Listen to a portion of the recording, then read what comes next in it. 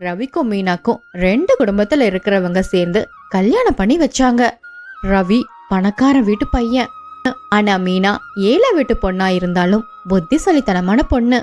கல்யாணம் முடிஞ்சு மீனா புகுந்த வீட்டுக்கு போகும்போது மீனாவுடைய அம்மா, இங்க பாரு மீனா, நம்ம ஏழை வீட்டு ஆளுக, நீ கல்யாணம் பண்ணிட்டு போறதோ ஒரு பணக்கார வீட்டுக்கு.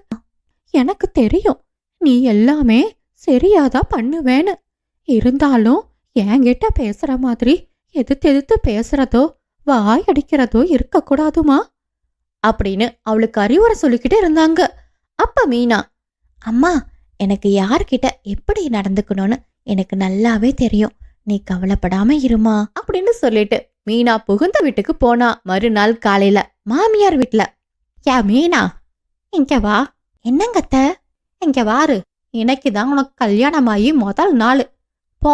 போய் உனக்கு என்ன தெரியுமோ அது சமைச்சு கொண்டு வா அப்படின்னு மாமியார் லக்ஷ்மி சொல்லும்போது மீனா யோசிச்சுக்கிட்டே போனா.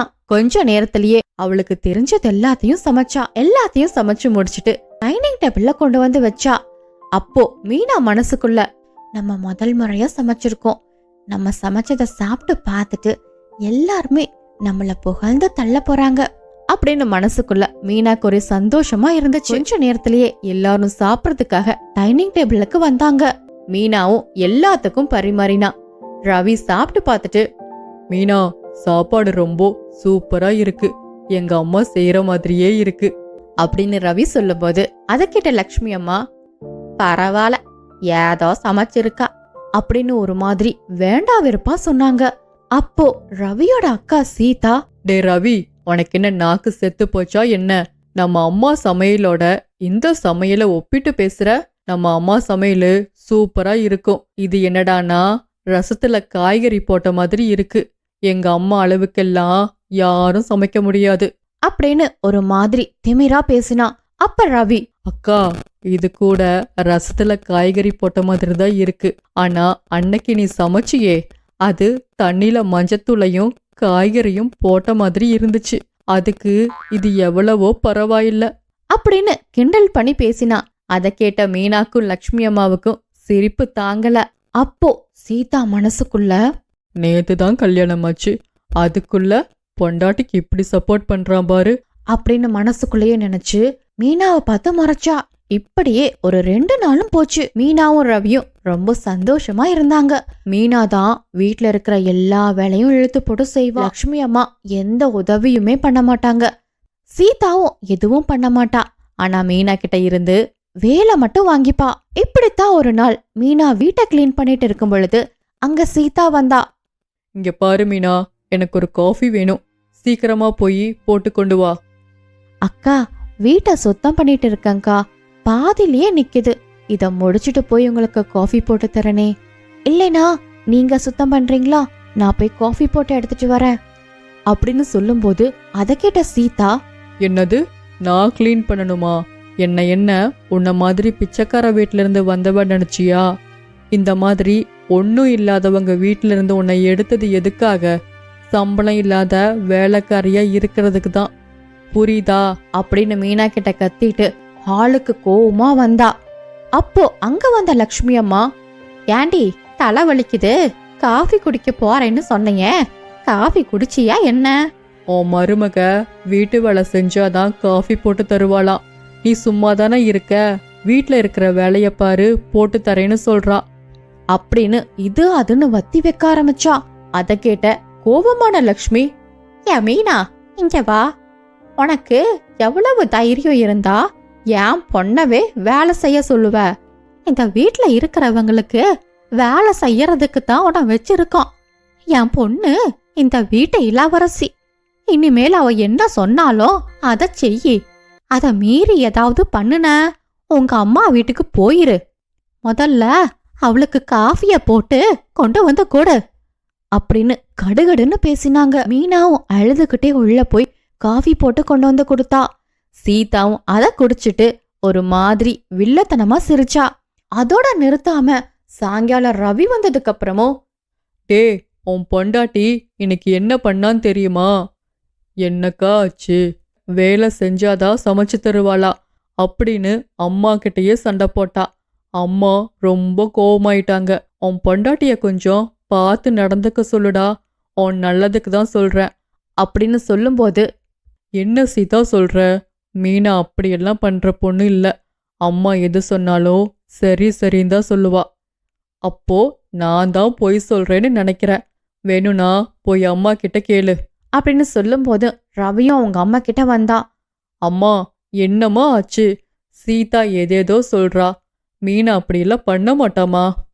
அப்போ லக்ஷ்மி அம்மா, டேய், அவன் பொண்டாட்டிக்கு ரொம்ப தாண்டா திமிராயி போச்சு. சீதா ஒரு காஃபி கேட்டா, வீட்டு வேலை செஞ்சாதான் காஃபி போட்டு தருவேன்னு உன் பொண்டாட்டி சொல்றா. இதெல்லாம் சரியா இல்லடா.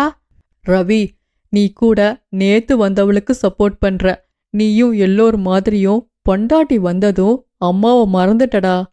அப்படின்னு திட்டுற மாதிரி திட்டிட்டு உள்ள போனா. ரவியும் லக்ஷ்மி கோவமா இருக்கிறத பார்த்து மீனா கிட்ட போய், மீனா, இங்க பாரு. எங்க அம்மா கொஞ்சம் கடுகடுன்னு தான் இருப்பாங்க. ஆனா ரொம்ப நல்லவங்க.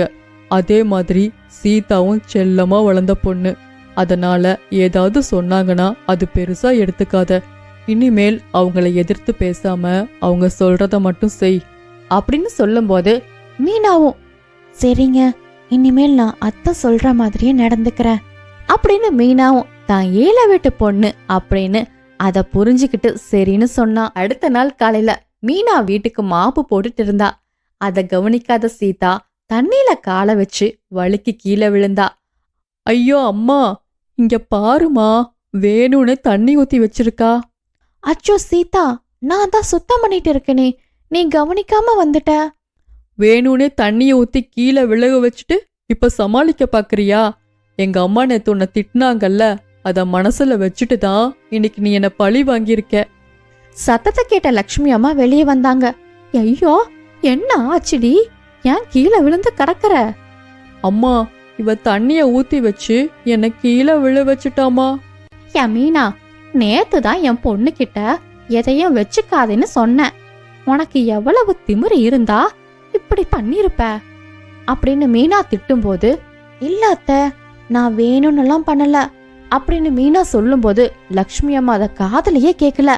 மீனாவ கண்டபடி திட்ட ஆரம்பிச்சாங்க. மீனா அழுதுகிட்டே மீதி இருக்கிற வீட்டு வேலையும் செஞ்சு முடிச்சா. எல்லா வீட்டு வேலையும் செஞ்சு முடிச்சுட்டு சாயந்தரமா காய்கறி வாங்கறதுக்காக வெளியே வந்தா.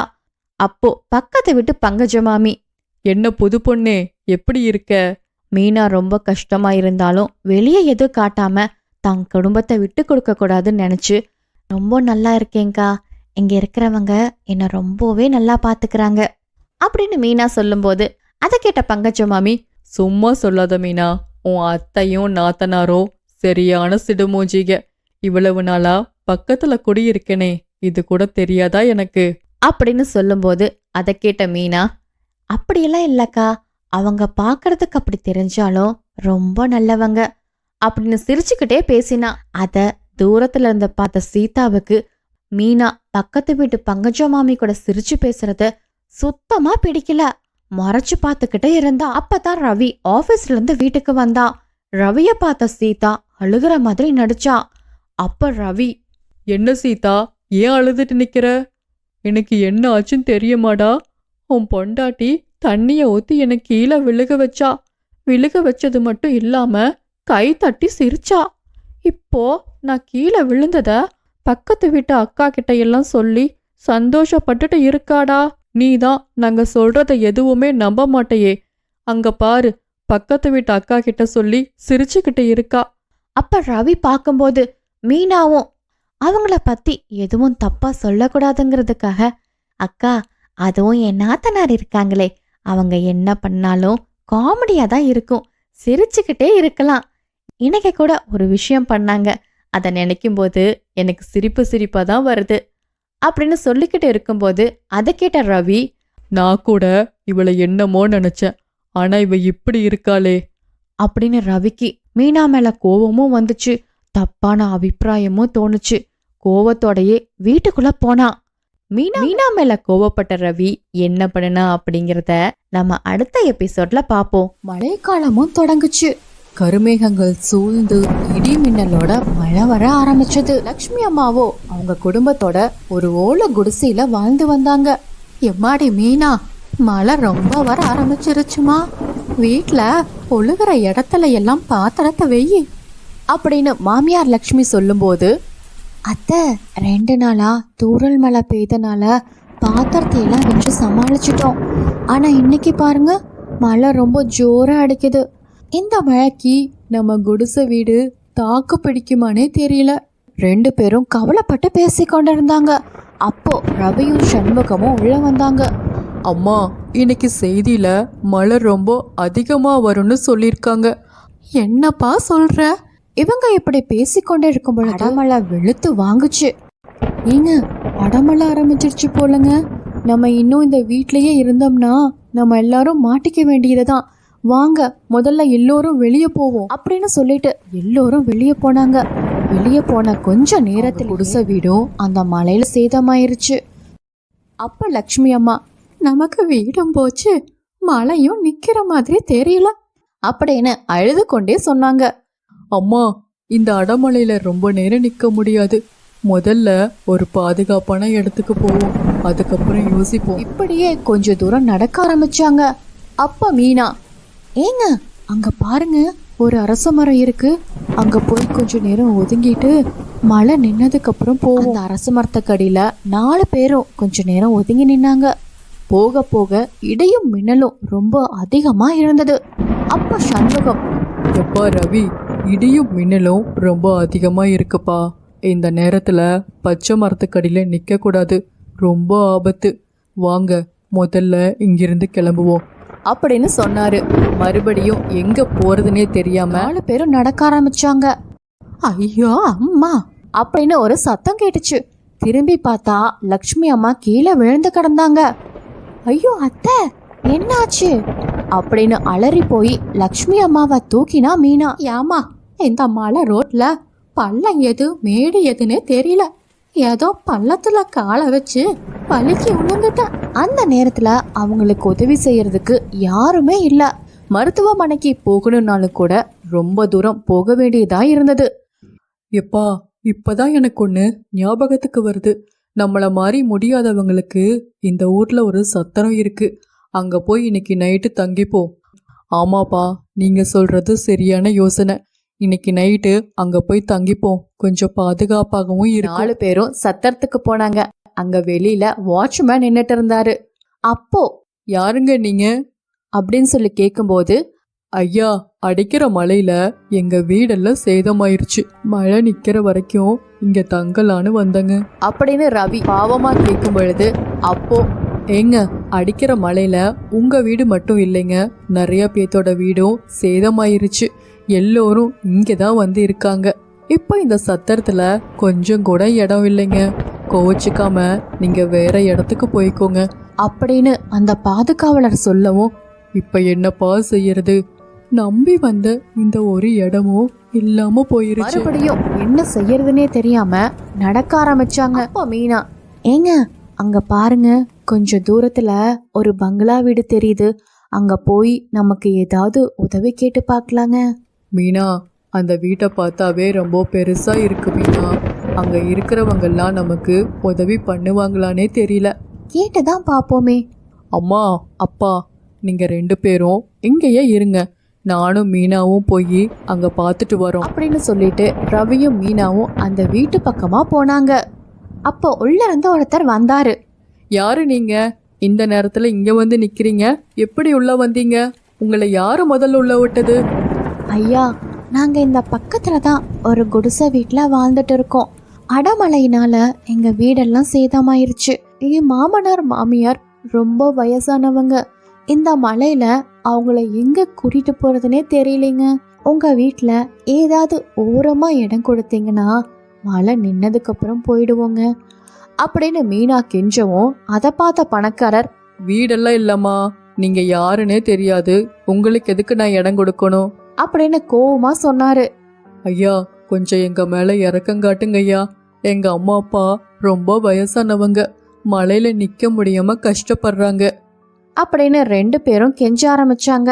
இதையெல்லாம் பார்த்துக்கிட்டு இருந்த அந்த பணக்காரரோட மனைவி, ஏங்க இவங்கள பார்த்தாலும் பாவமா இருக்குங்க, நம்ம வீட்டு பின்னாடி தான் கொஞ்சம் இடம் இருக்குதல்ல, மழை நிக்கிற வரைக்கும் அங்க தங்கிக்கிட்டுங்க அப்படின்னு சொல்லவும் அந்த பணக்காரரும் விருப்பமே இல்லாம, சரி சரி, என் மனைவி சொன்னாலேன்னு ஒத்துக்கிறேன். வீட்டு பின்னாடி கொஞ்சம் இடம் இருக்கு, போய் தங்கிக்கோங்க. மழை நின்னதுக்கு அப்புறம் சொல்லி சொல்லாம இடத்த காலி பண்ணிடணும் அப்படின்னு சொன்ன உடனேயே மீனாவும் ரவியும், ரொம்ப நன்றிங்கய்யா, இந்த உதவிய நாங்க எப்பவுமே மறக்க மாட்டோம்னு சொல்லிட்டு 4 பேரும் அந்த இடத்துக்கு வந்தாங்க. அப்போ பணக்காரருடைய வீட்டுக்குள்ள, வடிவு, இப்பதான் ஃபோன் வந்துச்சு. ஊர் முழுக்கும் மழையா இருக்கிறனால சமைக்கிறவங்களும் வீட்டு வேலை பண்றவங்களும் வர முடியாதுன்னு சொல்லிட்டாங்க. என்னங்க சொல்றீங்க?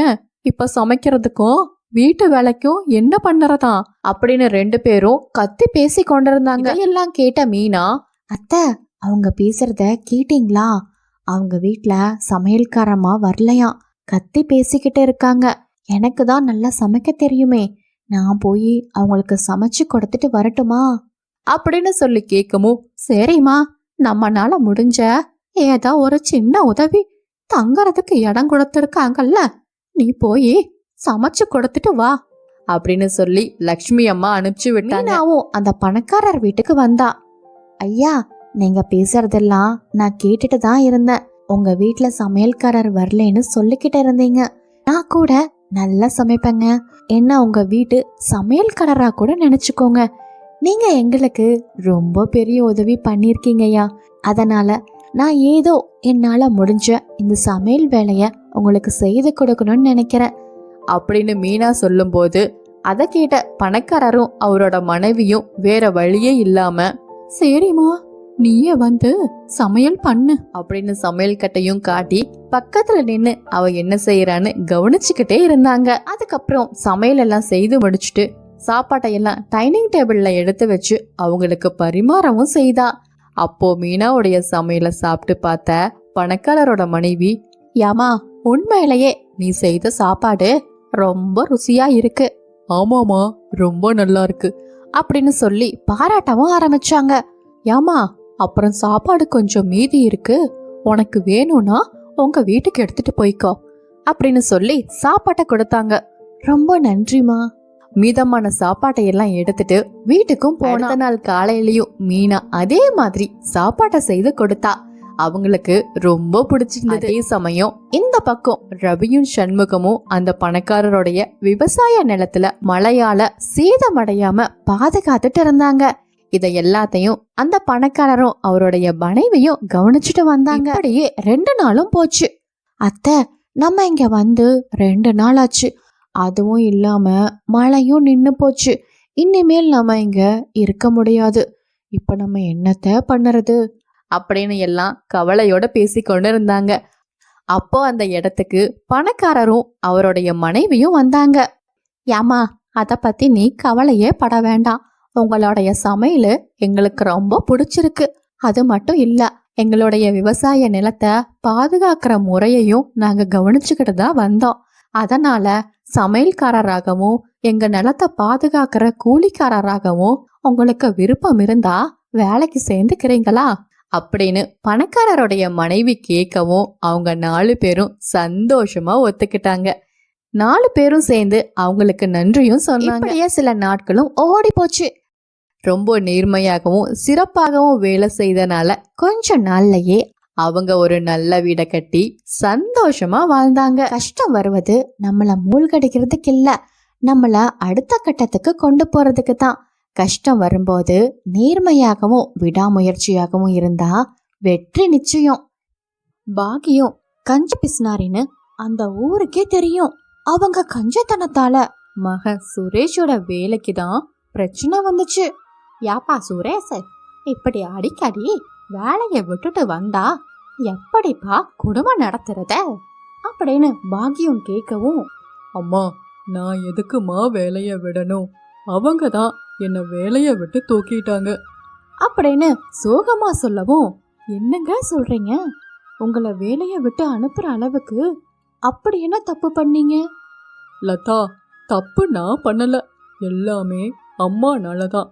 அவங்க கஞ்சத்தனத்தால தான் என் வேலையே போச்சு அப்படின்னு வருத்தப்பட்டு சொல்லவும், என்னங்க சொல்றீங்க? கொஞ்சம் புரியற மாதிரி சொல்லுங்க. லதா, எனக்கு மாசத்துல பாதி நாள் வீட்ல இருந்து தான் வேலை பார்க்குற மாதிரி இருக்கும். ஆனா அம்மா கரண்ட்டை மிச்சம் பண்றதா நினைச்சிட்டு ஃபியூஸை பிடுங்கி வச்சிடுறாங்க. அதனால என்னால ஒழுங்காவே வேலை செய்ய முடியறதில்ல. கரெக்டான டைம்ல ப்ராஜெக்டும் சப்மிட் பண்ண முடியல அப்படின்னு வருத்தப்பட்டு சொல்லவும், ஏப்பா சுரேஷ், நான் சிக்கனமா கரண்ட்டை 100 யூனிட்டுக்குள்ளேயே செலவு பண்ணணும்னு நினைச்சேன். அதுக்கு மேல ஏறினா பணம் கட்ட வேண்டியதா வரும். அதுக்கு பயந்துதான்ப்பா ஃபியூஸ புடுங்கன அப்படின்னு பாக்கியம் சொல்லவும், சரி விடுங்க, நாளைக்கு ஒரு இன்டர்வியூ இருக்குன்னு சொன்னீங்க இல்லையா, அதை சரியா பண்ணி அந்த வேலையில சேர முயற்சி பண்ணுங்க அப்படின்னு லதா சமாதானமா பேசி மறுநாள் சுரேஷ் அந்த இன்டர்வியூக்காக அந்த ஆபீஸ்க்கு போயிருந்தான். அப்போ அந்த ஆபீசர், சுரேஷ், இந்த வேலையில நான் உங்களை அப்பாயிண்ட் பண்றேன். ஆனா அதுக்கு நீங்க டெபாசிட்டா 50,000 கட்டுற மாதிரி இருக்கும். நாளைக்கே நீங்க பே பண்ணிட்டீங்கன்னா உங்க அப்பாயின்மெண்ட் லெட்டர் உங்க கைக்கு வந்துடும் அப்படின்னு அந்த ஆபீசர் சொல்லவும், அதை கேட்ட சுரேஷ்க்கு என்ன பண்றதுனே தெரியல. ரொம்ப குழப்பத்தோட ஒரே யோசனை வீட்டுக்கு வந்தான். வீட்டுக்கு வந்ததும் லதா, ஏங்க என்ன ஆச்சு, இன்டர்வியூக்கு போனீங்களே, செலக்ட் ஆயிட்டீங்களா அப்படின்னு ஆர்வமா கேட்டா லதா. வேலையெல்லாம் ரெடி தான் லதா, ஆனா அதுக்கு டெபாசிட்டா 50,000 ரூபாய் கட்ட சொல்றாங்க. அப்பதான் நான் இந்த வேலையில சேர முடியுமா அப்படின்னு வருத்தப்பட்டு சொன்னான். ஏங்க அத்தை கிட்ட வேணா கேட்டு பார்க்கலாங்க, அவங்க தான் செலவு பண்ணாம சேர்த்தி வச்சிருப்பாங்க அப்படின்னு லதா பேசிக்கிட்டு இருக்கும் பொழுது அதை கேட்ட பாக்கியம் வெளியே வந்தாங்க. யா சுரேஷ், பணம்னு என்கிட்ட 10 பைசா கிடையாது. நான் வாய கட்டி வைத்த கட்டி சேமிச்ச பணத்தை அப்படியே தூக்கி கொடுத்துடவனா என்ன? நீ வேற எங்காவது பணத்துக்கு ஏற்பாடு பண்ணிக்கோ அப்படின்னு மூஞ்சில் அடிச்ச மாதிரி பேசிட்டு பாக்கியம் அங்க இருந்து கிளம்பி போனாங்க. அதை கேட்ட லதாவுக்கு எரிச்சல் தான் வந்தது. பணத்துக்கு என்ன பண்ணறதுன்னு தெரியாம 2 பேரும் குழம்பி போய் நின்னாங்க. நாட்களும் ஓடி போனது. ஒரு நாள் லதா சமையல் அறையிலிருந்து வெளியே வந்தா. அத்தை, மளிகை சாமானோன்னு சமையல் அறையில எதுவுமே இல்ல, எதை வச்சுட்ட சமையல் பண்ணுறது அப்படின்னு லதா சொல்லவும், யா லதா, ஃப்ரிட்ஜில் நேற்று வச்ச சாம்பாரும் சாதமும் இருக்கு, அதை வச்சு எனக்கு எப்படியாவது ஓட்டிடுவோம். அத்தை, இந்த மாதிரி பழசையெல்லாம் ஃப்ரிட்ஜில் வச்சு சாப்பிடக்கூடாது, அது நம்ம உடம்புக்கும் நல்லதில்ல அத்தை.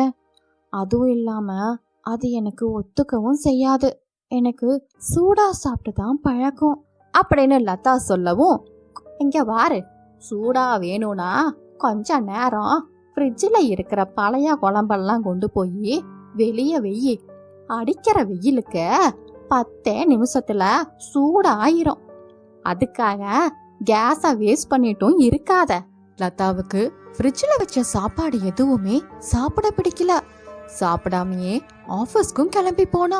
ஆஃபீஸ்ல லதாவுடைய ஃப்ரெண்டு, என்ன லதா, பார்க்க ரொம்ப டல்லா இருக்கியே? ஆமா சுஜா, என் மாமியாரோட கஞ்சத்தனம் நாளுக்கு நாள் அதிகமாயிக்கிட்டே போய்கிட்டு இருக்கு. சாப்பாடு கூட இப்ப சரியா செய்யறதில்ல, பழச சாப்பிடுன்னு சொல்றாங்க. அது மட்டும் இல்ல, என் சம்பளத்தை கூட முழுசா அவங்க வாங்கி வச்சுக்கிறாங்க. எனக்கு என்ன செய்யறதுனே தெரியல அப்படின்னு ரொம்ப கவலையோட சொன்னாள் லதா. அதை கேட்டுக்கிட்டு இருந்த ரம்யா, இது ரொம்ப அநியாயம் லதா, இப்படி கஞ்சத்தனமா இருந்து இவங்க என்னத்த சேர்த்துக்க போறாங்களா அப்படின்னு ரம்யா சொல்லவும், நீ கவலைப்படாத லதா, அதுக்கு என்கிட்ட ஒரு வழி இருக்கு. நீ அத மாதிரியே செய்யி, உங்க மாமியார உன் வழிக்கு கொண்டு வந்துடலாம் அப்படின்னு சுஜா ரகசியமா ஒரு யோசனைய லதா காதுல சொன்னா. அத கேட்ட லதா வீட்டுக்கும் கிளம்பி வந்தா. யா லதா, நில்லு, என்ன இது, கையில ஏதோ நோட்டீஸ் மாதிரி இருக்கு. அத்தை, இதுவா, நம்ம ஏரியால சமையல் போட்டி ஒன்று வச்சிருக்காங்க, அதுல ஜெயிச்சவங்களுக்கு பரிசா 1,00,000 ரூபாய் தராங்களாம்.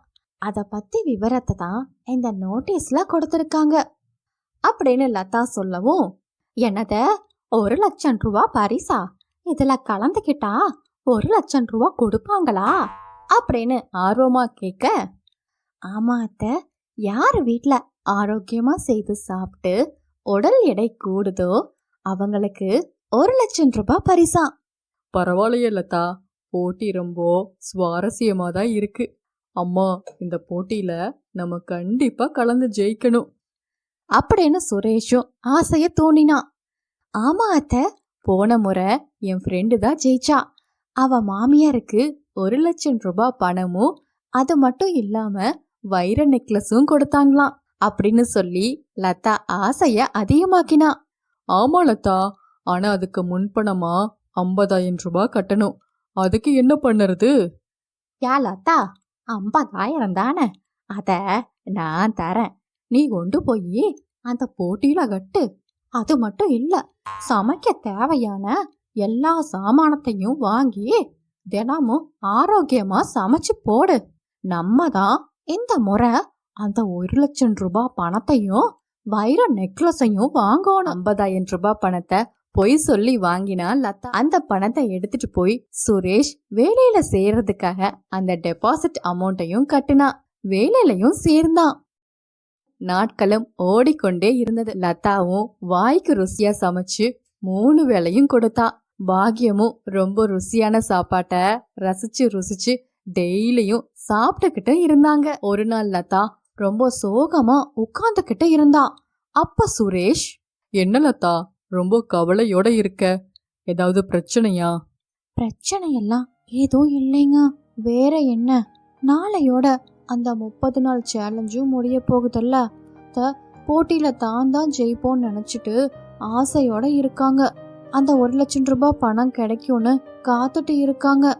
நம்ம தான் பொய் சொல்லி இருக்கோமே, அத நினைச்சா என்ன நடக்கும்னே தெரியலங்க. லதா, நம்ம நல்லதுக்கு தான் போய் சொன்னோம். அதுவும் நான் வேலையில சேர்றதுக்காக தான். இதுல ஒன்னும் தப்பு இல்லைன்னு தோணுது அப்படின்னு சுரேஷ் கத்தி பேசிக்கொண்டு இருக்கும் பொழுது அதையெல்லாம் கேட்டுட்டாங்க பாக்கியம். அதையெல்லாம் கேட்டு கோபமா உள்ள வந்தாங்க பாக்கியம். யா லதா, என் பணத்தை வாங்கி ஏமாத்துனது இல்லாம நீங்க 2 பேரும் சேர்ந்து என்னை எப்படி சமாளிக்கிறதுன்னு பேசிக்கிட்டு இருக்கீங்களா? ஏண்டா சுரேஷ், பெத்த தாயின்னு பார்க்காம என்கிட்டயே பணத்தை வாங்கி இப்படி ஏமாத்துறியே, இது உனக்கு நியாயமா தெரியுதா? அப்படின்னு ரொம்ப கோவமா கேட்டாங்க பாக்கியம். அத்தை, மன்னிச்சிடுங்க அத்தை, உங்க பையன் வேலையில சேர்றதுக்காக தான் இந்த மாதிரி பொய் சொல்ல வேண்டியதான் போச்சு. அதுக்கு இப்படி பொய்யும் பித்தலாட்டமும் சொல்லிதான் பணத்தை வாங்கணுமா என்ன? அப்படின்னு கோவமா பேசிக்கொண்டு இருக்கும் பொழுது எதிர்பார்க்காம போலீஸ் ஆபீசர் வீட்டுக்குள்ள வந்தாரு. ஏமா, யாருமா இங்க பாக்கியம்? அவங்க மேல மாமியார் கொடுமைன்னு கம்ப்ளைண்ட் வந்திருக்கு. அத விசாரிக்கிறதுக்கு தான் இங்க வந்திருக்கேன் அப்படின்னு போலீஸ் ஆபீசர் ரொம்ப கோவமா பேசவும், என்ன சார் சொல்றீங்க? மாமியார் கொடுமையா? யாரு சார் கம்ப்ளைண்ட் கொடுத்தது? அப்படின்னு சுரேஷ் கேட்கவும், உடனே லதாவுடைய ஃப்ரெண்டு சுஜா வீட்டுக்குள்ள வந்தா. நான் தான் கம்ப்ளைண்ட் கொடுத்தேன். உங்க மருமகன்னு பார்க்காம எப்படியெல்லாம் கொடுமைப்படுத்துறீங்கன்னு எனக்கு நல்லாவே தெரியும். சுஜா, என்ன இது? என் மாமியார் தெரியாம செஞ்ச தவற இப்படி ஊருக்கே எடுத்து காமிச்சு அவங்கள கஷ்டப்படுத்துறியே. ஏமா, இப்படி கொடுமைப்படுத்துறதுக்கு என்ன தண்டனை கிடைக்கும் தெரியுமா? சார், அவங்க என்ன எந்த கொடுமையும் படுத்தல. எனக்கு சாப்பாட்டுலயும் எந்த குறையும் இல்ல. வேணும்னா நீங்க எங்க வீட்டை செக் பண்ணி பாத்துக்கங்க சார். அதுக்கப்புறம் போலீஸ் ஆபீசரும் வீடு முழுக்க செக் பண்ணி பார்த்தாரு. அப்போ ஃப்ரிட்ஜில் ஃப்ரூட்ஸும் வீட்ல மளிகை சாமானமும் நிறைஞ்சு கிடந்தது. அத பார்த்துட்டு அங்க இருந்து திரும்பி போனாரு போலீஸ் ஆபீசர். அம்மா, பாத்தீங்களா லதாவ? உங்க மேல அக்கறை இருக்கறனால தான் இப்ப அவ உங்களை காப்பாத்துனா. நீங்க என்னடானா உங்க கஞ்சத்தனத்தால சாப்பாடு கூட சரியா போட மாட்டேறீங்க அப்படின்னு சொல்லவும், லதா என்ன மன்னிச்சிடுமா, நான் கஞ்ச பிசுனாரியா இருந்து ஆரோக்கியத்தை கெடுக்க பார்த்தேன். ஆனா நீ போட்டின்னு சொல்லி 1 மாசமா வாய்க்கு ருசியா சமைச்சு போட்டேன்.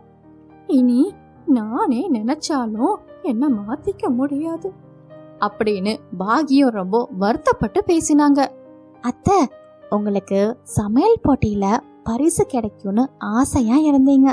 அதுக்காகத்தான் அவருடைய முதல் மாச சம்பளத்துல இந்த தங்கச்சங்கிலி வாங்கியிருக்கேன் அப்படின்னு சொல்லி தங்கச்சங்கிலிய பரிசாக கொடுத்தா லதா. பாக்கியத்துக்கு அத பார்த்த உடனே சந்தோஷம் தாங்க முடியல. அம்மா, நீங்க குடும்ப கஷ்டத்தினால தான் இப்படி கஞ்சத்தனமா மாறிட்டீங்கன்னு எனக்கு தெரியும். இனி உங்களுக்கு மாசம் மாசம் 10,000 ரூபாய் நான் செலவுக்கு தரேன், அதை நீங்க வச்சுக்கோங்க அப்படின்னு சொல்லி குடும்பமே சந்தோஷமா இருந்தும் கஞ்சத்தனத்தோட நடந்தா அவமானம்தான் மிஞ்சும். சிக்கனமா இருக்கலாம், ஆனா கஞ்சத்தனமா மட்டும் இருக்க கூடாது.